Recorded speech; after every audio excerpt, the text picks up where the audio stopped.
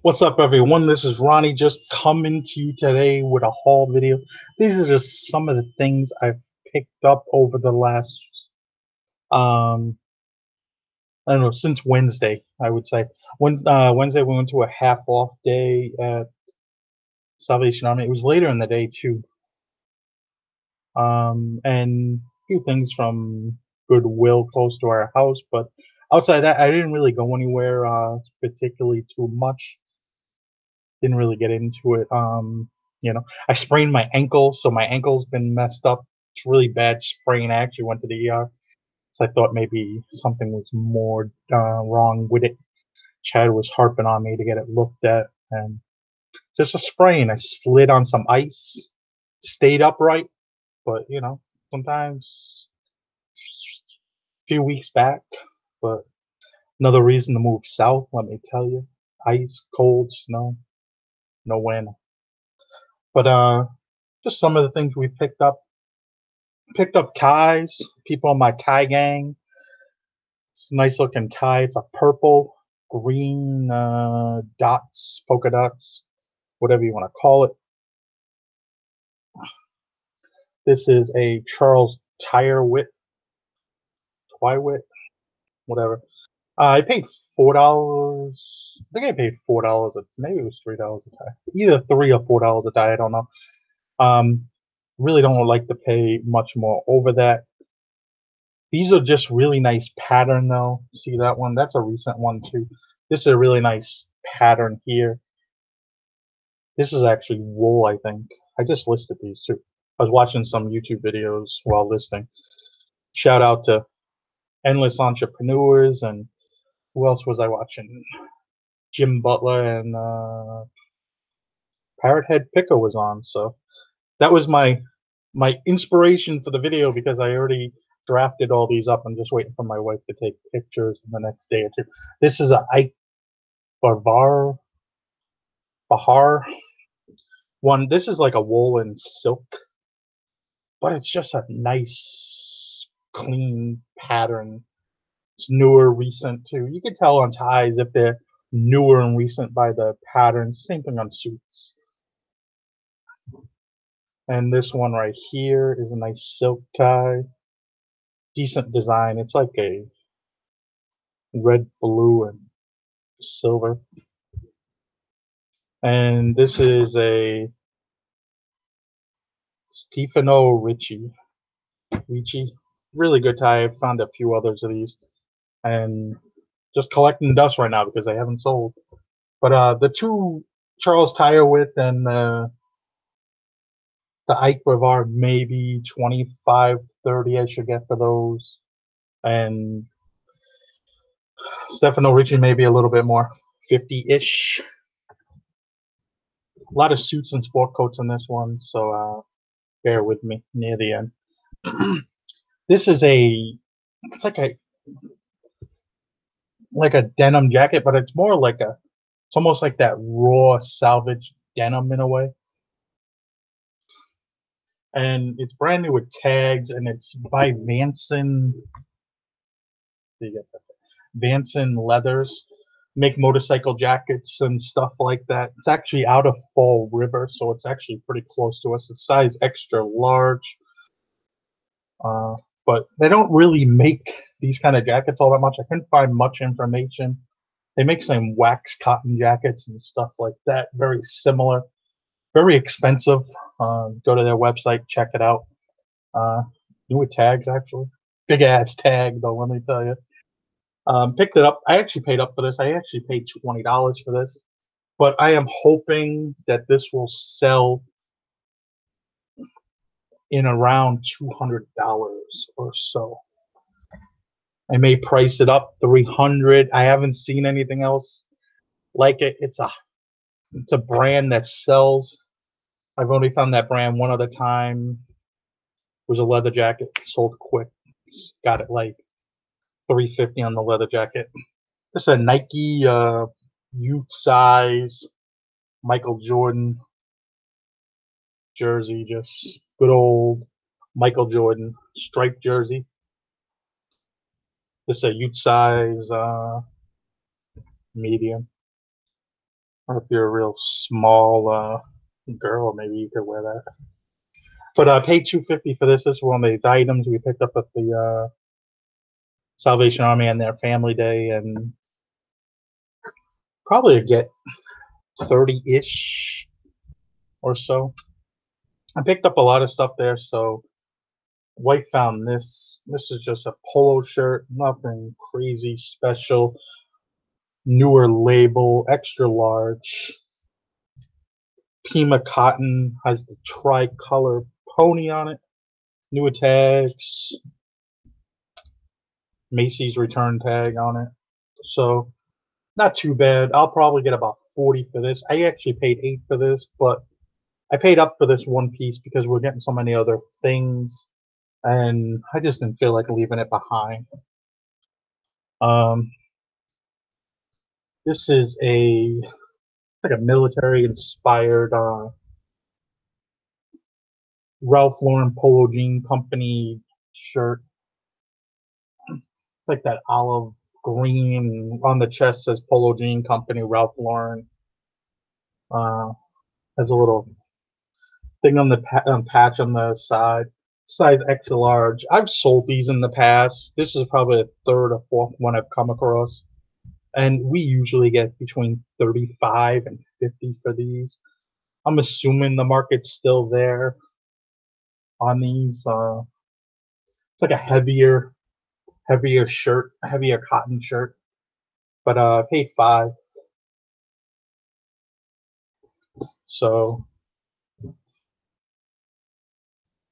I haven't looked it up. Probably not going to either.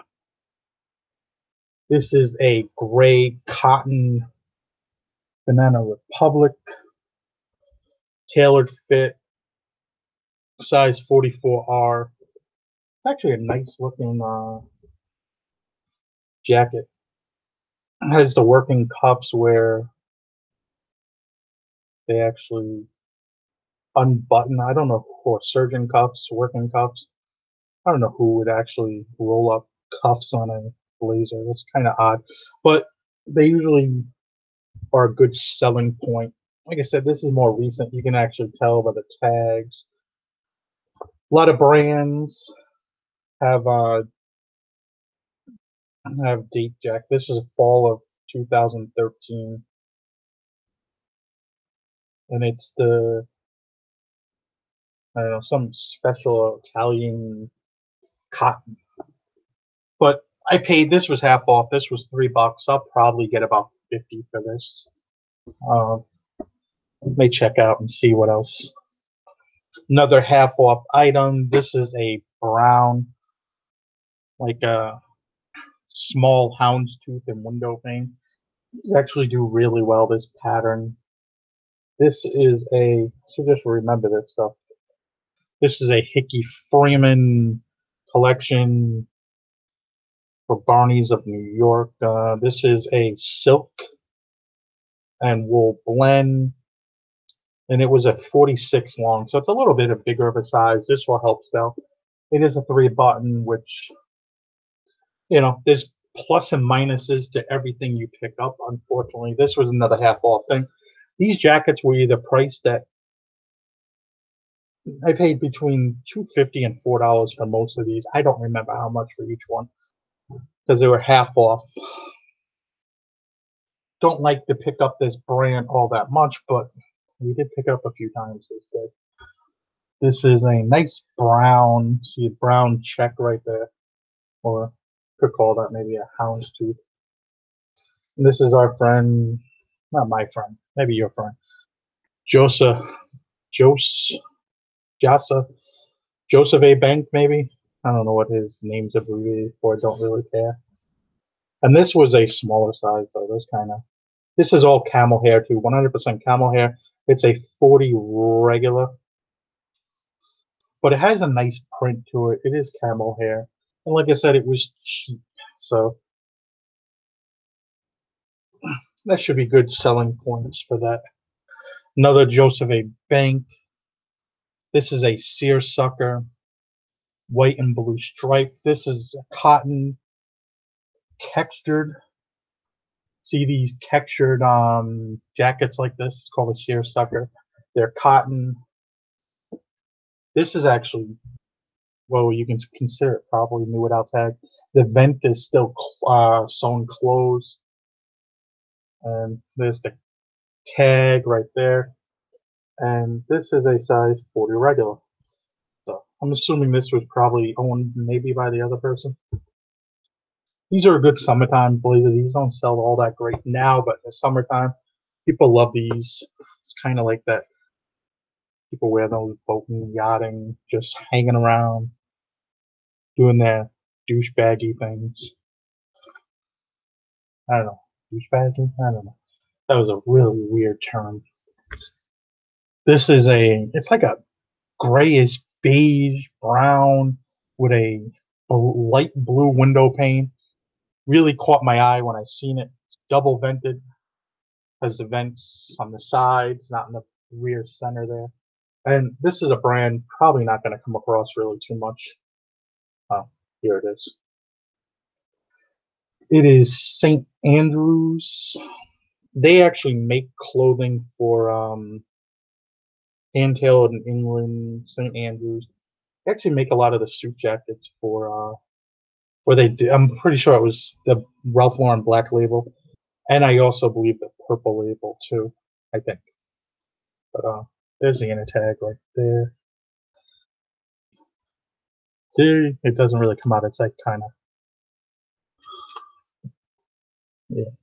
We're not going to get a good view of that, but say St. Andrews, yada yada yada. It's a 42 regular, and it's a wool and linen blend, which is pretty nice. This should do well, but it is 3 buttons, so we'll see. Those two Joseph A. Bank stuff, I'm expecting probably 40 to 50, 35 to 50. Not really going to be that great of sellers. Hickey Freeman, maybe a little bit more because of the size. This, I'm hoping for about 100 plus. Got to do more research. This was a 3-piece suit. Here's the vest. There's the pants. And I like 3-piece suits. 3-piece suits sell pretty well. This is a Jones of New York collection. Really probably wouldn't have picked this up otherwise. Maybe I would have. But you can see the retail price on that is okay. Fix my lane, but maybe I got too much like $525. I'll probably get 150-ish. It's wool, wool, cashmere, and microfiber polyester. Interesting blend. This is an older shoot. This is probably 90s, maybe even early 2000s. Well, no, probably early 2000s. I mean, they would have sold this at Macy's or something like that. Maybe. But it's a nice blue dark blue pinstripe. Yeah. But that was half off. That was originally 25, so I got it for 12.50-ish. What do we have here? Oh, Canale. Love Canale. This I had to pay full price. I think this was $14.99, but I'll pay $14.99 for some Canale. And this is a 42 long. See the tag on these. See how it says 52. European sizes you have to be really careful with because they'll throw you for a loop. But it's actually deduct 10, so you get a 42. 7 is the drop. Usually the difference between the waist measurement and the weight measurement. I mean the pit to pit measurement versus getting tongue tied. The jacket size versus the waist of the pants. So the pants for this probably would be at 35. Yeah, 42, subtract 7. Yeah, 35. And L is for long. R is for regular. C is actually short on the Italian suits. Here's the pants. Actually, I wonder if the pants have a the size taggy. Yeah, they actually just have the tag of the. You can tell this hasn't really been worn that much because the tag here, you still have the paper tag. This would be pretty much if it was washed, dry cleaned. This tag would have been more beat up. That tag actually looks pretty clean. Always look inside your pants. Check out the crotch area because missing a red button on the pocket. I don't know if I noticed that when I listed it. And down to the last side and check this out. This is a newer tag. You see here they still have the string up, and I don't know what that's all there about. But this is a Joseph A. Bank again. I don't know. We found out a few things at Joseph A. Bank. This was half off. I think I paid either 12 or 15 for this, but it was brand new. It's a suit, but I don't know where the tag is. Oh, there's our tag. Joseph A. Bank signature collection, and this is a size.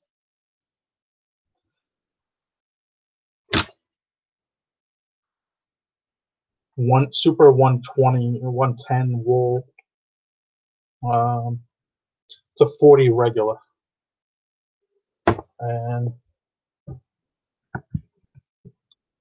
there's the pants. Pants are a little dirty.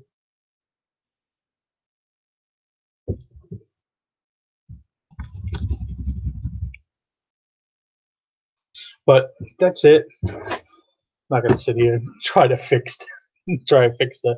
They got dirt on them from the pants legs were probably dragging on the bottom. But that's it. I mean, the Joseph A. Bank. I mean, 15 probably get 100-ish, maybe 150. Kind of on the smaller size. A lot of those were on the smaller size.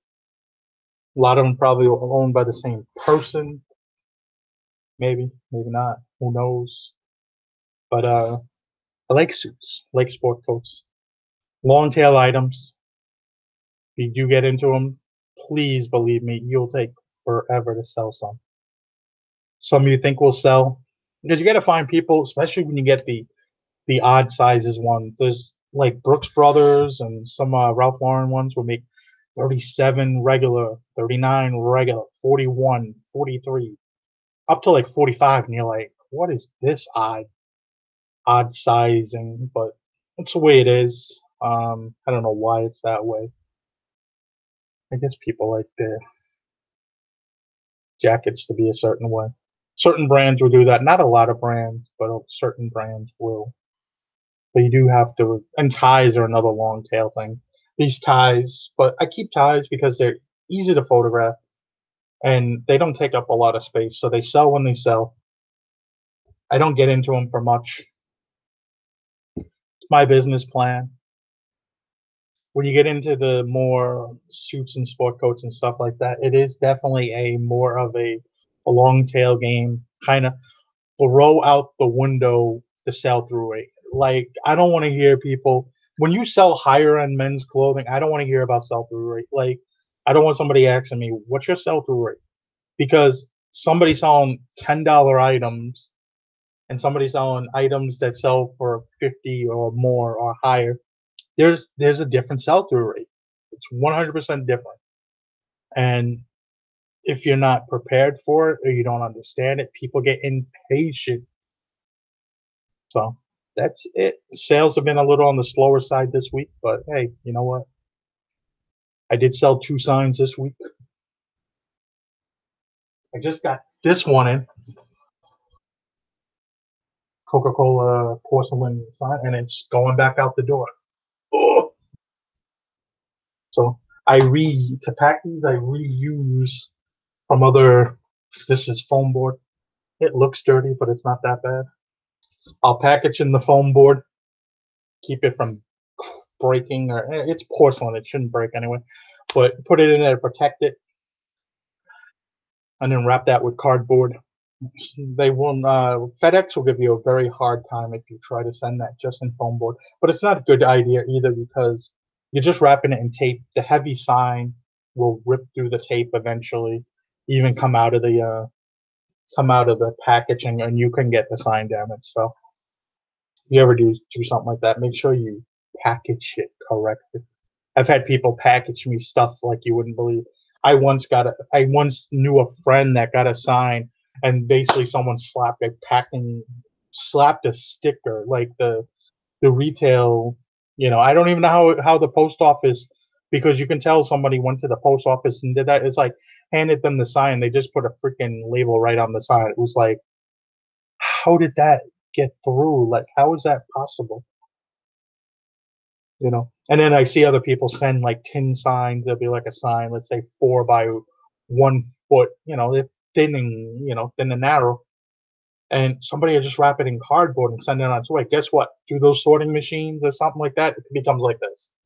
And then you're ruining a sign, and people just don't get it. People are cheap. People don't want to put time and effort into shipping things. But when you talk about history with stuff like that, you got to ship shit right. Shit, ship right. New slogan for a shirt. There you go, you marketers. But like, comment, subscribe. I'll see you guys later. Have a good day, everybody.